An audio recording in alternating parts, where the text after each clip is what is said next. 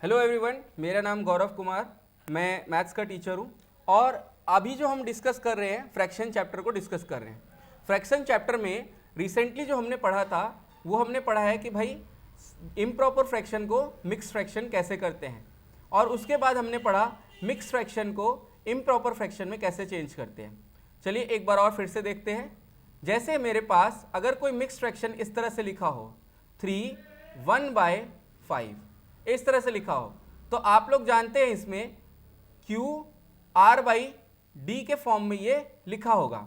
अब इसमें हमें अगर इम्प्रॉपर में चेंज करना है तो हम क्या करेंगे, Q into D that is quotient into divisor plus R upon D, ये हमारा फॉर्मूला होता है।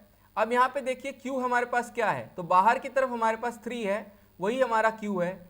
Q into D that is 5 plus 1 जो कि रिमाइंडर था अपॉन 5, तो ये हमारा हुआ 5 into 3 that is 15, 15 plus 1 that is 16, 16 upon 5।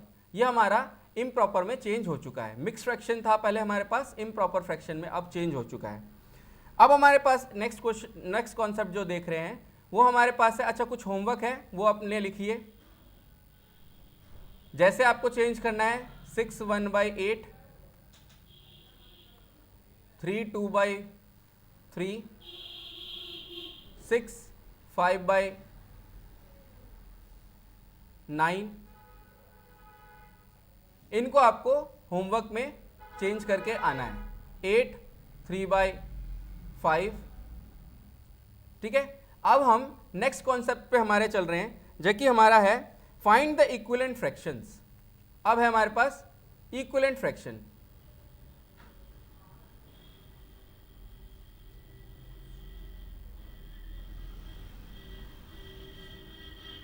बेटा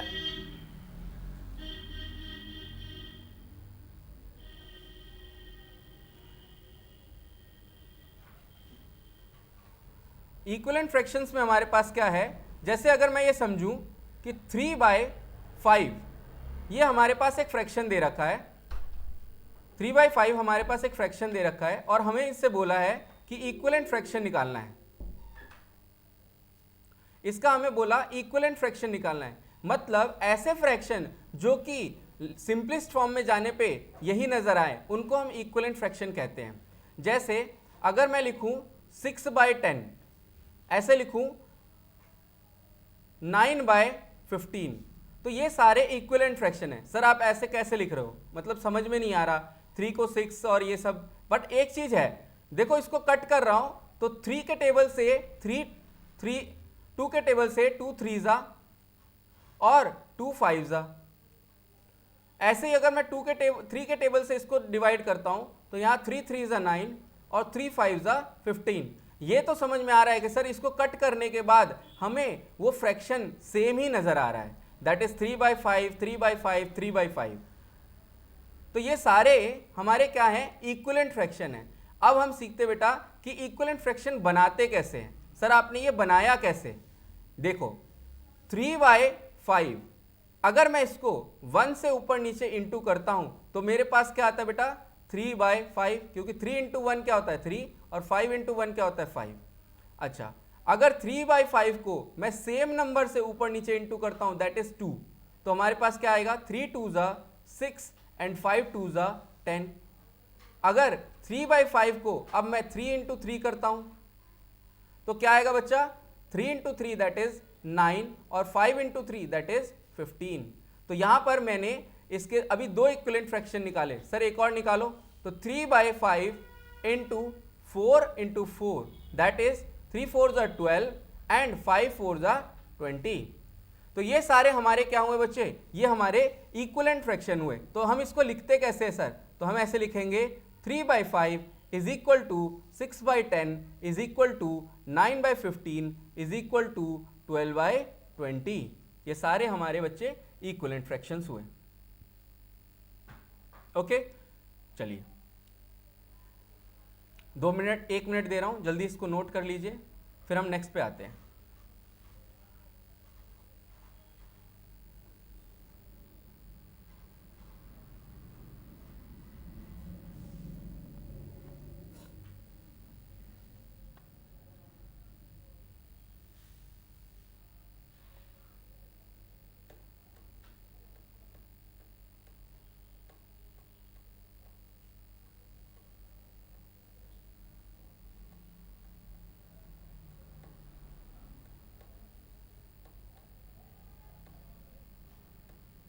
ठीक है, जिसने भी अभी नोट कर लिया ठीक है, और जिसने नहीं नोट किया आपसे रिक्वेस्ट है कि इस वीडियो को पॉज कीजिए और फिर इसको नोट कर लीजिएगा।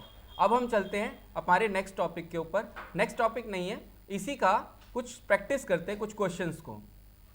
देखिए, अगर मेरे पास मैंने लिख के दिया आपको 4/5 और मैंने कहा इसके 3 इक्विवेलेंट फ्रैक्शन बताइए, तो आप क्या करेंगे? देखिए 1 से इंटू करना अननेसेसरी वेस्ट ऑफ टाइम है, क्योंकि 1 से इंटू करोगे तो आपका वही नंबर आएगा। तो अब आप आगे का इंटू करो, 2 इंटू 2, तो ये हो जाएगा 8/10। फिर इंटू करो 4/8 को 3 इंटू 3, तो ये हो जाएगा आपका 12/16। फिर इंटू करो 4/8 को, 4/5 को, सॉरी यहाँ पे एक चीज हो गया, 4/5 इंटू करना था 15। ओके, ये भी 4/5 है। 4/5 मल्टीप्लाई बाय 4 इंटू 4, तो ये हो जाएगा हमारा 16/20। तो हमारे इसके इक्विवेलेंट फ्रैक्शन क्या है? तो 4/4 is equal to 8/10 is equal to 12/15 is equal to 16/20। अब देखो, एक होशियार बच्चे बनने का कॉन्सेप्ट बताता हूँ। इक्विवेलेंट फ्रैक्शन में कुछ भी नहीं होता, नीचे और ऊपर टेबल चलती है। देखो ऊपर 4 की टेबल है, 4 2 8, 4 3 12, 4 4 16, और नीचे देखो 5 की टेबल है, 5 5 2 10, 5 3 15, 5 4 20। तो अगला बिना मल्टीप्लाई करे बता सकता हूँ, 16 के बाद क्या आता है? तो 4 48 12, फिर यहाँ पर आ गया 4 5 20, और नीचे क्या आ गया? 25। फिर क्या हो गया? 24। नीचे क्या हो गया? 30। तो ये इसके आगे हम अपने आप बना सकते हैं।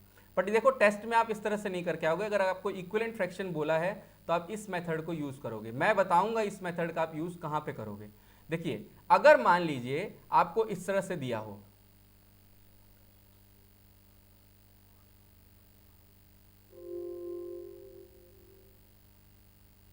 आपको मान लीजिए इस तरह से दिया हो और आपको बोला जाए कि बीच में कौन सा नंबर आएगा बताइए, इस जगह कौन सा नंबर आएगा बताइए, तब आप उस टाइम में देख सकते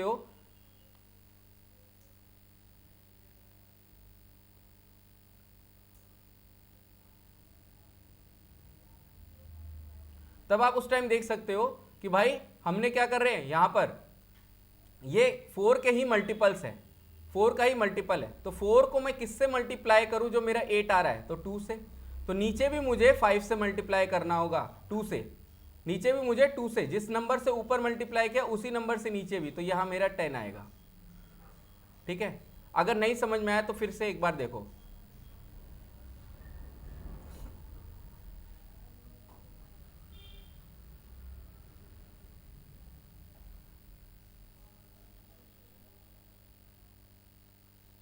अब देखो यहां क्या चल रहा है, 5 का टेबल, 5 5 2 10, 5 3 15। तो इधर क्या हो रहा होगा? 2 2 2 4, तो 2 3 6। ये ऐसे इस तरह से आप जल्दी सॉल्व कर सकते हो अगर टेबल्स को देखोगे तो। अगर बीच में कुछ मिसिंग हो गया, मान लीजिए अगर मैं इसी में मिस कर देता, 2/5 equal to 10/ is equal to 6/15, तब आप देखते नीचे भाई 5 का टेबल है तो ऊपर भी 2 का टेबल होगा, तो 2 3 यहां पर हो जाएगा 2 से 2 4। ठीक है, इस तरह से हम सॉल्व कर सकते हैं। चलिए,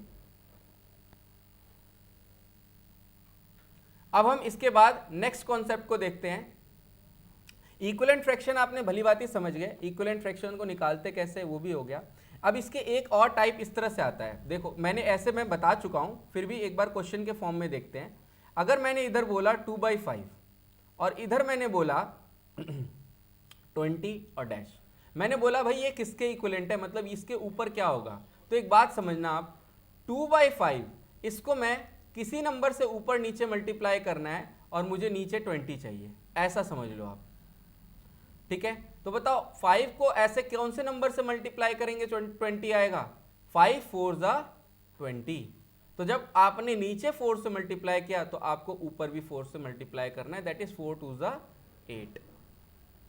अब कोई बच्चा बोलेगा सर ये हम क्यों कर रहे हैं, नीचे कर रहे हैं तो ऊपर क्यों कर रहे हैं। एक बात समझो बच्चे, अगर आपने 2/5 है और नीचे तो आपने 4 से इंटू कर दिया, ऊपर आपने मान लेते 3 से इंटू कर दिया, तो अब आपका जो फ्रैक्शन बन रहा है वो बन रहा है 6/20।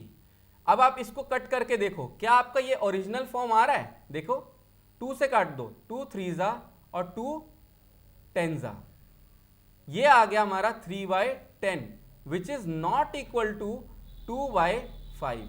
इसलिए हम एक ही नंबर से ऊपर नीचे मल्टीप्लाई करते हैं, क्योंकि हमारे को कटने के बाद वापस से वही नंबर आना चाहिए, इक्विवेलेंट फ्रैक्शन आना चाहिए, इसलिए हम ऊपर नीचे सेम नंबर से मल्टीप्लाई करते हैं। ठीक है, चलो एक क्वेश्चन दे रहा हूं, अभी ट्राई करके देखो इसको।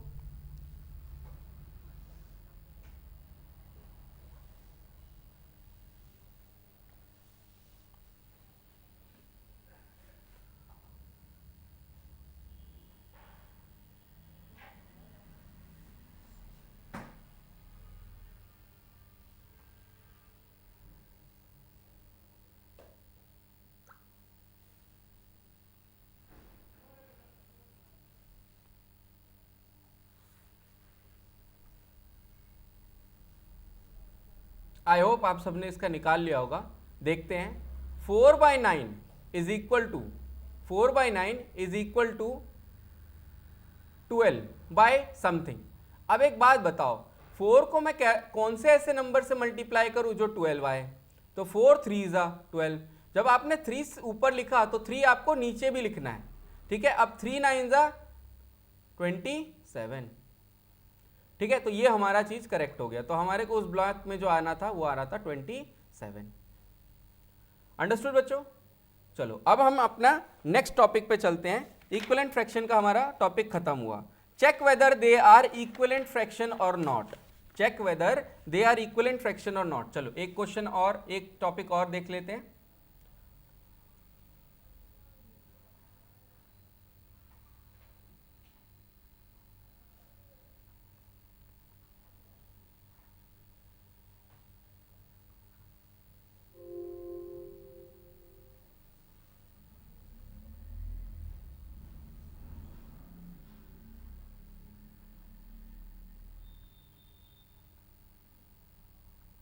मैं आपसे रिक्वेस्ट कर रहा हूं, देखिए आपको समझना तो है ही है, पर आपको जैसे लगता है कि हाँ अभी सर चुप हो चुके हैं, तो उस टाइम आप नोट करना शुरू कर दीजिए।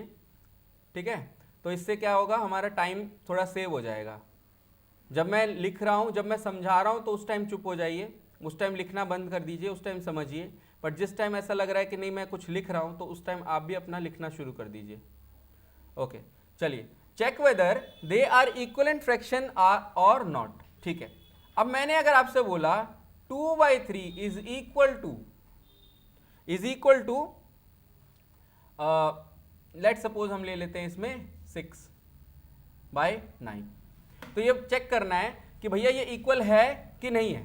अब यहाँ पे इक्विवेलेंट, अभी इक्वल मत लगाओ, अभी ऐसा लिखते हैं कि इस तरह से कॉमा लगा देते हैं, क्योंकि वो तो हमें डिसाइड करना है ना कि ये इक्वल है कि नहीं। ठीक है, अब एक काम समझो, अगर ये इक्विवेलेंट होंगे तो इसका क्या होगा? देखो ऐसे, अगर 2/3 अगर इक्वल होगा 6/9 के, तो यहाँ पे क्रॉस मल्टीप्लाई करो। इसका मतलब क्रॉस मल्टीप्लाई का मतलब क्या है? तो 9 को 2 से मल्टीप्लाई करो और 3 को 6 से मल्टीप्लाई करो। तो यहां देखो 2 multiply by 9 is equal to 6 multiply by 3। 3 को 6 से मल्टीप्लाई किया, 6 इक्वल टू के इस तरफ था तो इधर ही रहने दिया, 2 इक्वल टू के इधर था तो इधर ही रहने दिया, बस नीचे वाले को ऊपर लेके मल्टीप्लाई किया, इस वाले को इधर क्रॉस में। ठीक है, तो यहाँ पे 9 2 जा 18 आया और 6 3 जा 18 आया। इसका मतलब ये बात सही थी, ये दोनों इक्विवेलेंट फ्रैक्शन है। आप एक और तरीका अपना सकते हो, जैसे 2/3 इज इक्वल टू और नॉट 6/9, तो आप कट करके भी दे सकते हो। 2 से 3 से करो, 3 2 जा 6, 3 3 जा 9। अब ये दोनों का सेम आया, तो ये इक्विवेलेंट ऐसे भी है, और आप चाहो तो इक्विवेलेंट ऐसे भी आप सॉल्व कर सकते हो। ठीक है, जैसे आपको समझ में आ रहा हो। जैसे फास्ट स्टेप देखा जाए तो ये वाला है, मल्टीप्लिकेशन वाला। ठीक है, अब आप एक चीज क्या है, हमारे को इक्विवेलेंट हमने देख लिया कि ये वाला इक्विवेलेंट है या नहीं। Are the following fractions are equivalent or not. एक क्वेश्चन दे रहा हूं, are the following fraction are equivalent or not, are the following fractions are equivalent or not. समझना मेरी बात को बेटा, अगर मैंने आपको दिया 2/7 एंड 8/28, चेक करके देखो ये इक्विवेलेंट है कि नहीं है। देखो इसके लिए आप ये वाले जो इक्वल की साइन है ना, ये अभी बीच में मत बनाया करो, ठीक है, ये अभी बीच में मत बनाया करो, क्योंकि अभी आप अगर ये इक्वल नहीं होगा तो हमारा साइन लगाया हुआ गलत हो जाएगा। हम 18 = 18 ऐसे लिख सकते हैं, ठीक है। अब देखो ऐसे करना, इसको 2/7 यहाँ लिखना, 8/28 यहाँ लिखना, इसको ऊपर वाले से मल्टीप्लाई और इसको इधर वाले से मल्टीप्लाई, मतलब 2 × 28 और 8 × 7, 28 × 2 करेंगे तो यहाँ पर हो जाएगा 56, और 8 × 7 करते हैं तो भी हमारा क्या होता है 56। इसका मतलब ये जो है इक्वल है, ठीक है ना, 56 के इक्वल हो गया। बोलेंगे यस दे आर इक्विवेलेंट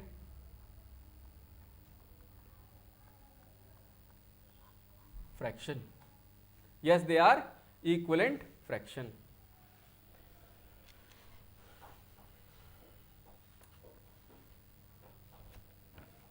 अगर ये चीज हो गया हो तो आप खुद से एक क्वेश्चन है, खुद से फटाफट ट्राई करके देखिए। 4/9 एंड 8/19,